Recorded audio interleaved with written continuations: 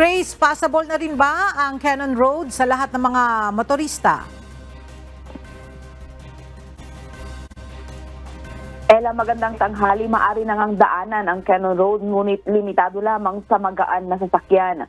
Bukod dito, isang one-way traffic scheme ang ipinatutupad sa section sa Camp 6 to Benguet dahil sa patuloy na ginagawang proyekto.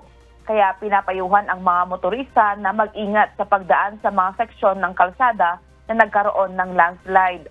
Ang alternatibong daan paakyat ng Baguio para sa malalaking uri ng sasakyan ay ang Marcos Highway, ang asin ng Alisan San Pascual, La Union Boundary Road.